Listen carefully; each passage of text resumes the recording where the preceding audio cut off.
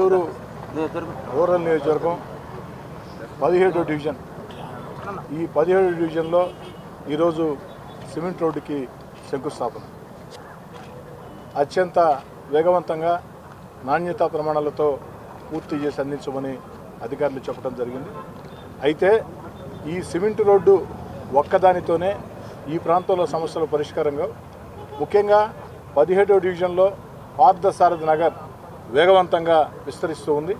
అనేక ప్రాంతాల నుంచి ఇక్కడ వచ్చి స్థిర నివాసాలు ఏర్పరచుకుంటున్నారు. ఇటీవల కాలంలో వేగవంతంగా అభివృద్ధి చెందుతున్న ప్రాంతాల్లో, వేగవంతంగా ఇళ్ళు నిర్మాణం జరుగుతున్న ప్రాంతాల్లో 17వ డివిజన్లోని పార్థసారథి ఒకటి. ఈ పార్థసారథి నగర్ మీద ప్రత్యేక దృష్టి సారించాం. ఇక్కడ ఉన్నటువంటి సమస్యలన్నీ కూడా స్థానిక నాయకులు నా దృష్టికి తీసుకురావడం జరిగింది. అధికారులు కూడా ఆదేశాలు ఇవ్వటం జరిగింది. అతి త్వరలో మంచినీటి సమస్య దగ్గర నుంచి అన్ని సమస్యలు కూడా అతి త్వరలోనే ఈ యొక్క ప్రాంతంలో ఏదైతే ఆ యొక్క సమస్యల పరిష్కారానికి కృషి చేస్తానని మాట ఇస్తూ మరో 2 నెలల్లో ఈ డివిజన్కి 17వ డివిజన్కి మరో 2 నెలల్లో మరో 30 లక్షల రూపాయల నిధులు కూడా అభివృద్ధి కార్యక్రమాల కోసం కేటాయిస్తానని కూడా చెప్పుకుంటూ ఈ సందర్భంగా ఇక్కడ ఉన్నటువంటి స్థానిక నాయకుల్ని నేను అందరినీ కూడా కోరేది ఒకటే, నిరంతరం ప్రజల్లో ఉండండి, ప్రజా సమస్యల పరిష్కారం కోసం కృషి చేయండి.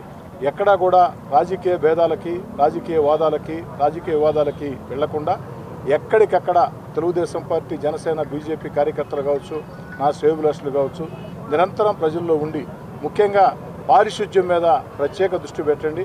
ఎందుకంటే రాబోయే రోజుల్లో ఈ పారిశుధ్యం కానీ సక్రమంగా లేకుంటే అనేక రకాల విష జ్వరాలు వచ్చే పరిస్థితి.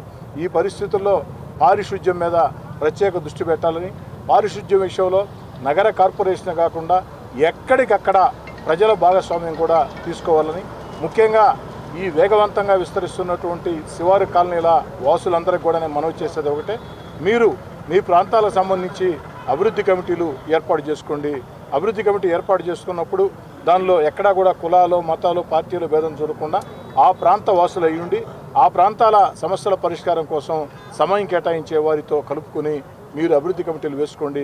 ముఖ్యంగా విశ్రాంత ఉద్యోగులు ఉంటే వారికి ఆ బాధ్యతలు అప్పచెప్పండి. ఖచ్చితంగా ఆ ప్రాంతాలు అభివృద్ధి చెందుతాయి.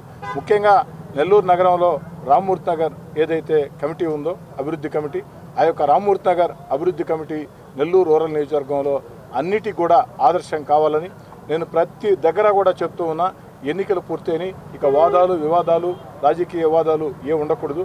ఎక్కడికక్కడ కరెంటు కానీ, డ్రైన్లు కానీ, రోడ్లు కానీ, మంచినీటి సమస్య కానీ, ఏదైతే పార్కుల ఆధునీకరణ, పార్కుల పరిరక్షణ, అదేవిధంగా శ్మశానాల అభివృద్ధి, వీటన్నిటి కోసం కూడా శక్తి వంచన లేకుండా అటు ప్రభుత్వ సహకారంతో, దాతల సహకారంతో, ఫ్యాక్టరీ యాజమాన్యాల సిఎస్ఆర్ గ్రాంట్ సహకారంతో శక్తికి మించి పనిచేస్తా.